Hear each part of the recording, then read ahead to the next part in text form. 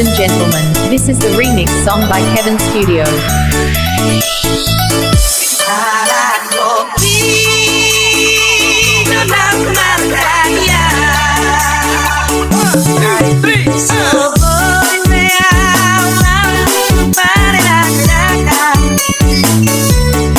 Kami tim podcast bersama Fit, saya Ibu Maisha, saya penulis bersama masyarakat Aktif.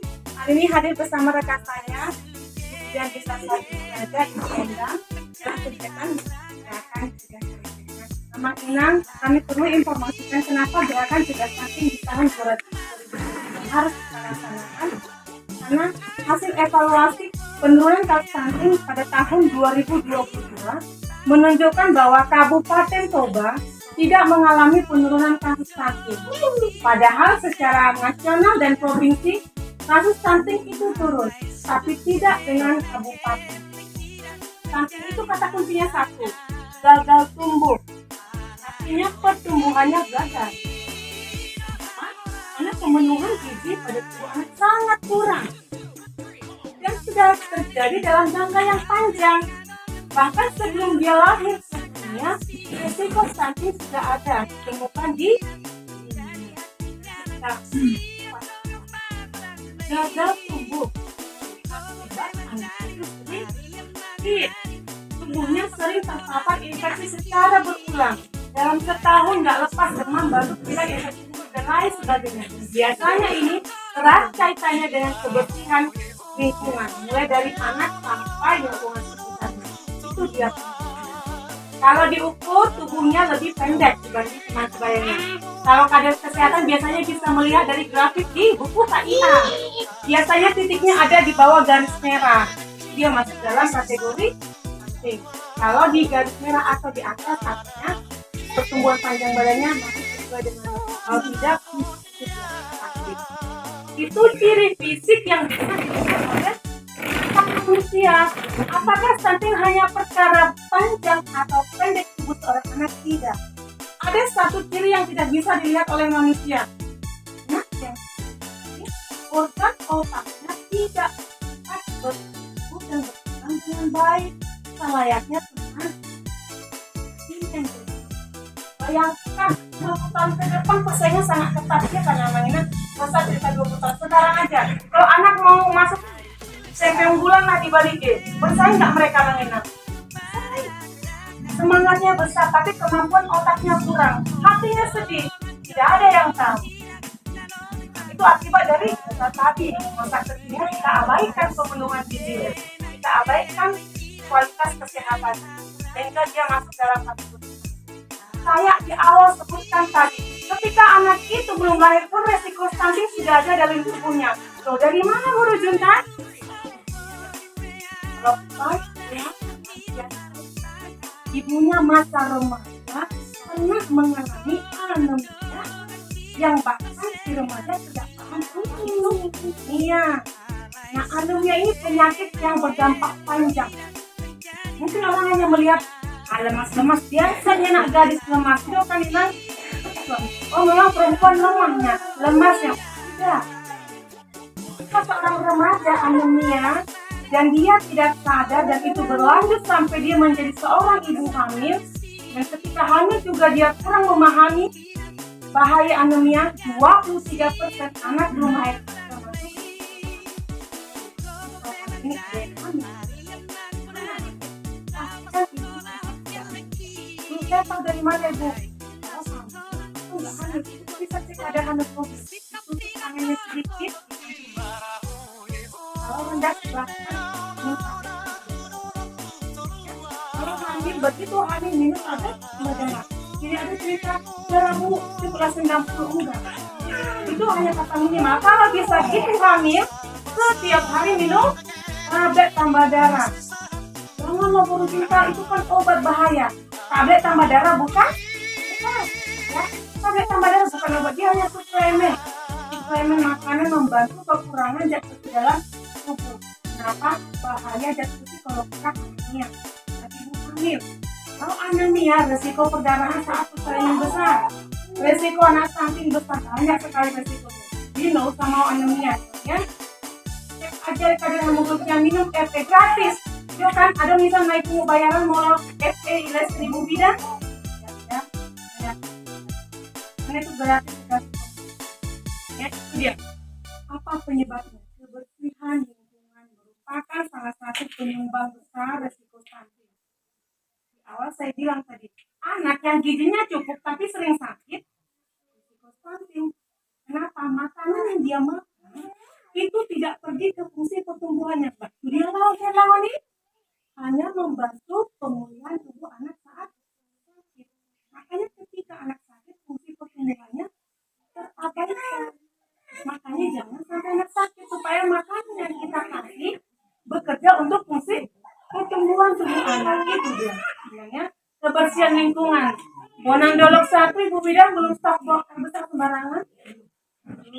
Masih ada ya. Masih ada mengenai 5 keluarga lagi yang belum punya jamban sehat. 5 naik. Satu saja di desa Bonang Dolok 1 tidak punya jamban. Seluruh warga desa Bonang Dolok 1 dan tetangga terdekat itu berbahaya terpapar penyakit akibat kotoran manusia. Namanya kotoran harus ditutup. Kenapa? Kalau sampai saat ini masih ada yang belum punya jamban sehat sama Nina, ada toilet, nah ada septic tank, nah, jalan-jalan kotoran setiap hari berbahaya. Emangnya? Enggak Bu. Saya buang air besarnya di Porla. Tidak jalan-jalan itu kotoran. Siapa bilang? Saya bilang hari ini tuh jalan-jalan. Bukan enggak punya kaki kotoran. Dibawa oleh tetangga kita siapa? Lalat. Ada teman hidup kita. Kita masih hidup berdampingan dengan makhluk hidup kecil lainnya. Bukan hanya manusia yang hidup di muka bumi ini. Ada hewan-hewan kecil yang bisa menjadi perantara. Lalat, lipas, nyamuk, apapun namanya yang mungkin kita tidak kenal. Ya di Porla. Oke, jalan ke rumah kita ada makanan, dia tinggal di sana di kakinya tadi ada sedikit kotoran. Nggak tahu kotoran siapa kita makan. Tanpa kita sadari, warga desa Bonang Dolok sudah menabung kotoran, nggak tahu kotoran siapa di dalam perutnya masing-masing. Nah, itu yang tidak terlihat. Dan suatu saat akan jadi bom waktu yang meledak. Ya. Jadi lima ini mohonlah ya, saling mengingatkan jangan kita lemparkan semua beban kepada pemerintah desa mainan. Utama dong. Ya, contohnya Inang kena sama tetangga, tahu tidak punya jamban sehat. Contoh kamu, mungkin omongan Inang lebih diterima oleh bapak ini ketimbang Pak Kades yang ngomong. Jadi kita harus ambil bagian. Cok, ayolah. Nggak boleh patuh yang hangat. Kecil saja, yang penting ada lubang yang menjadi tempat penyimpanan kotoran. Tidak perlu besar-besar dananya. Gak paham manfaatnya. Sukun pemerintah desa wajarana. Nanti pemerintah desa pun bisa jadi mencari bantuan yang bisa mengajari kalau memang wajaranya tidak tahu. Kita juga harus ambil bagian ya, bantu pemerintah desa. Kalau ada yang punya remaja putri, mulai 10 sampai 19 tahun umurnya, wajib minum tablet tambah darah 1 tablet setiap minggu. Jadi ada 2 kelompok yang harus minum tablet tambah darah. Kalau ibu hamil, saat hamil setiap hari. Kalau remaja putri mulai 10 sampai 19 tahun, setiap minggu minum tablet tambah darah. Terus kami dapat dari mana baru cerita? Kami titip di sekolah Manginan. Jadi tugas sama Manginan apa? Menanyakan kembali kepada si remaja putri, sudah diberi ibu guru kakak guru tablet tambah darahmu minggu ini, ingatkan dia tak lupa ya kan? Udah mah, tapi nggak sengaja rusak tablet tambah darahnya, ibu bisa minta kemana?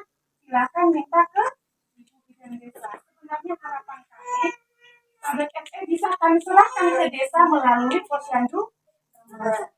Makanya setiap desa kan selalu minta tolong sama pemerintah desanya. Ayo Pak Kades, kita bentuklah posyandu remaja.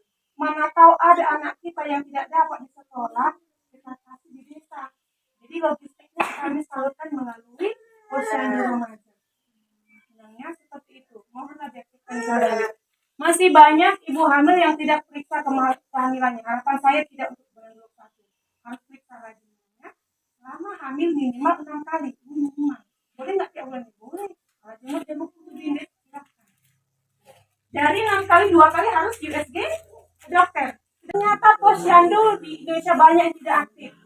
Harapan saya tidak untuk Bonandolok 1. Besar harapan kami.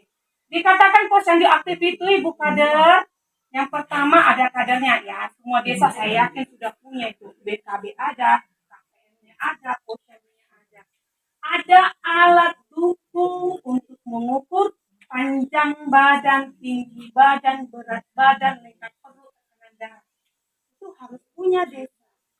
Besar harapan kami pemerintah desa bisa berkoordinasi dengan Puskesmas melalui bidan desa kami.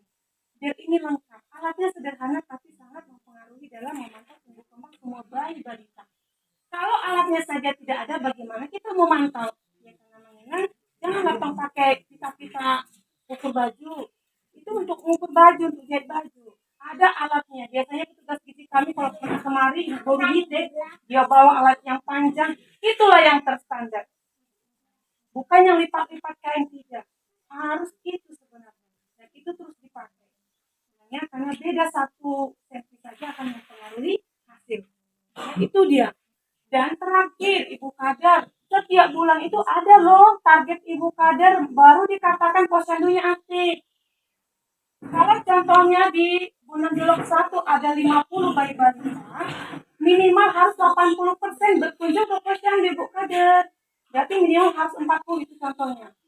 Jangan kadernya ada, alatnya lengkap, PMT-nya ada, yang berkunjung tidak ada. Siap anaknya diimunisasi nggak mau lagi datang. Berarti mindset masyarakatnya masih kurang. Anak itu harus dipantau tumbuh kembangnya di posyandu. Ya, supaya ini nggak kejadian. Karena sebenarnya anak-anak yang beresiko stunting, kalau ibu kader dan keluarga jeli, di awal datang ke posyandu, kalau tiap bulan memang dipantau betul, itu kelihatan anak itu beresiko stunting. Harapannya sebelum masuk stunting udah langsung dicegah, diingatkan ibunya dan bapaknya yang ke posyandu. Pak Uco, Mak Uco, tengok ini. Si Uco 3 bulan berturut-turut berat badannya nggak naik loh. Hati-hati, resiko ke stunting ini besar. Karena kalau sudah masuk, pulihnya agak lama. Jadi sebelum masuk, usahakan jangan masuk. Dikasih dulu warning sama keluarganya. Terkadang keluarga itu tidak pernah mau baca buku KIA. Datang ke posyandu, buku KIA diisi kader, pulang ke rumah, masuk ke lemari bukunya, dan dijahit. Ya, kata diri diserahkan si coknya, bagaimana panjang badan si cokku, bagaimana berat badan si cokku, karena keluarga tidak peduli. Udah, yang penting sudah diukur, ditimbang. Yang penting dapat imunisasi, padahal anaknya sudah mengarah ke stunting yang bisa membahayakan dan menggerogoti organ-organnya. Itu yang berbahaya. Sebenarnya bisa dicegah kalau jeli semua. Jadi mulai hari ini saya ingatkan pada kesehatan ibu yang punya bayi balita, pulang dari posyandu jangan disimpan dulu kemari. Kalau saya waktu di posyandu langsung ditanya sama ibu kadernya, ini bagaimana kondisi anak saya? Kalau bagus katanya, ayo silakan lanjutkan pola asuhnya. Kalau kurang baik, nah di langkah 4, ayo disuruh kembali. Di mana yang salah? Ditanyakan. Ibu balita boleh konsul sama ibu bidan atau petugas yang ada. Apa ibu kader terangkat lingkungan? Apa ibu BKB? Memang yang tupoksinya membina keluarga balita. Jadi kalau ada yang berkebutuhan khusus, sering ngomong, sering curhat. Jadi ketika punya curhat, kita tahu masalahnya apa. Kalau sudah tahu sumber masalahnya, baru kita boleh kasih solusi. Jangan masalahnya B, kita kasih solusi C. Nggak nyambung. Ya, jadi kita harus banyak bertanya ibu kader dan ibu bayi balita. Ayo percayakan ke ibu kader kesehatan dan ibu dan terima bertanya.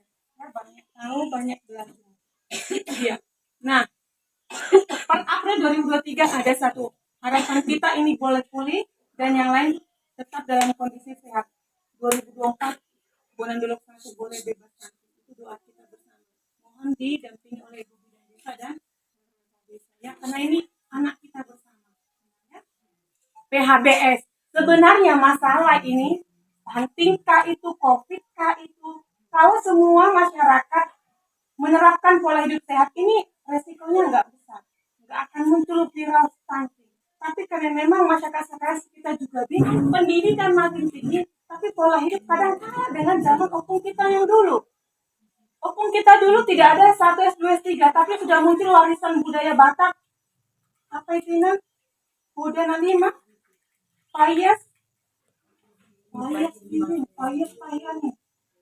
Bersihkan. Opung kita sudah bisa menciptakan itu. Kalau mereka ciptakan itu berarti mereka sudah menerapkan itu. Nah kita, ini dia PHBS. Kalau dia orang Batak ya Pak ISO dan 65 itu. Jauh berapa penyalip sudah muncul. Marilah kita, ini sekolah kita sudah tinggi, kita sudah paham bagaimana hidup yang sehat. Jalankan lagi. Ada 10 indikator hidup sehat, sebenarnya banyak, tapi inilah garis besarnya. Ibu yang punya bayi balita, ayo berikan air susu pada anak kita sampai 2 tahun.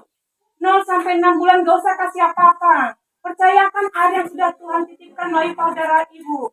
100% itu bisa memenuhi kebutuhan anak ibu 6 bulan pertama. 100%. Sudah diuji, makanya pemerintah berani mengatakan 6 bulan kehidupan tidak boleh dikasih apa-apa. Tapi ketika anak itu lewat 6 bulan sampai 8 bulan, hasilnya tidak bisa lagi memenuhi kebutuhan gizi anak tersebut, tinggal 70%. Makanya harus makan. Jangan seperti ini. ASI saya banyak baru junta. Jadi sampai 2 tahun tak ku kasih makan anakku cukup ala gudang. Salah. Kenapa? Mulai 6 bulan ke atas, ASI tidak bisa memenuhi kebutuhan gizi anak 100%. Makin lama makin kurang. Makanya wajib makan. Ingatnya harus makan. Ini dia. A, B, C, D, E. Kalau yang pernah jalan-jalan kota Bali, arah BNI, ya di PBU depan ini ada balihonya besar-besar. Dari tahun lalu sudah terpampang. Kemanapun kita berjalan kabupaten ini pasti ada. Ini edukasi strategi yang dibuat pemerintah supaya masyarakat mau membaca dan mempedomani bagaimana mencegah stunting. Kalau ada kata cegah artinya ini melindungi anak yang tadi masih sehat. Ya, jangan sampai stunting. Cegahlah stunting. A. Aktif minum tablet tambah darah remaja putri dan ibu hamil. Sebenarnya harus tidak tahu ya. B. Ayo bumil. Periksalah kehamilan secara teratur. Minimal 6 kali selama kehamilan. Yang C. Cukupi konsumsi protein hewani. Protein hewani itu sama dengan lauk pauk yang dari hewan. Ini wajib harus balita. Mulai 6 bulan harus dikasih makan. Pastilah sesuai usia. Bedakan usia 6 bulan dengan setahun. Seberapa banyak ikannya? Lu kali tahu dari mana dosisnya baru junta? Saya tanya, siapa yang nggak punya buku? Iya, ibu-ibu punya bayi balita. 100% punya buku pink kan ya? Di buku pink itu dititipkan pemerintah resep-resep PMT untuk 6 sampai 5 tahun. Silakan dibaca kalau itu bingung. Biar anaknya tercukupi proteinnya. Ya, harus dikasih ya, tidak boleh tidak. Yang D, datanglah ke posyandu setiap bulan. Jangan setelah divaksin, diimunisasi, udah tidak datang lagi. Jangan, kalau silakan ya. Yang E, eksklusif air susu ibu selama 6 bulan. Ini katanya amat enak, edukasi singkat ini bisa kita terima dengan baik. Ya, khususnya buat keluarga yang punya bayi balita. Semoga Desa Bonang Dolok 1 kedepannya semua anak-anaknya masuk dalam kategori generasi bebas stunting. Mimpi kita, doa kita dari Desa Bonang Dolok 1 akan lahir calon-calon generasi penerus yang bisa memimpin bangsa kita. Anak kopi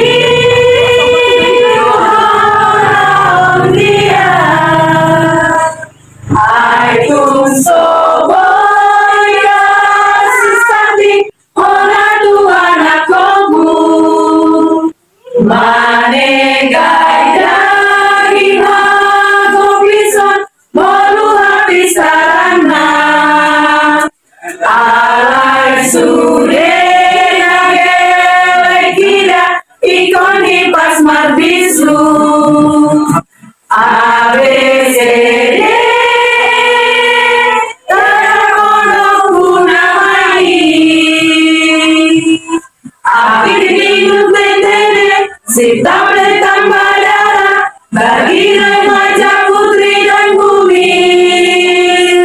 Bumil harus teratur periksa kehamilan minimal sekali 6 kali. Cukupi konsumsinya protein hewani, telur ikan daging sejenisnya.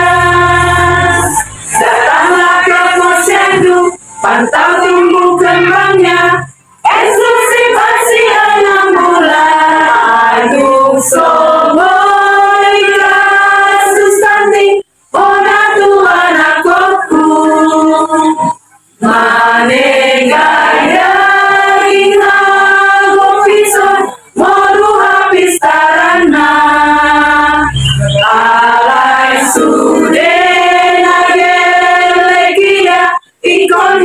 Marbisu A B C D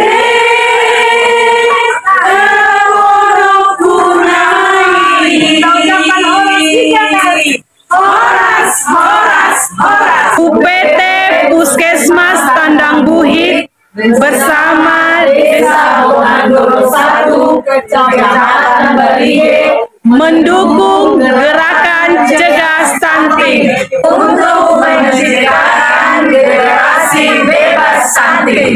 Generasi Horas, horas, horas.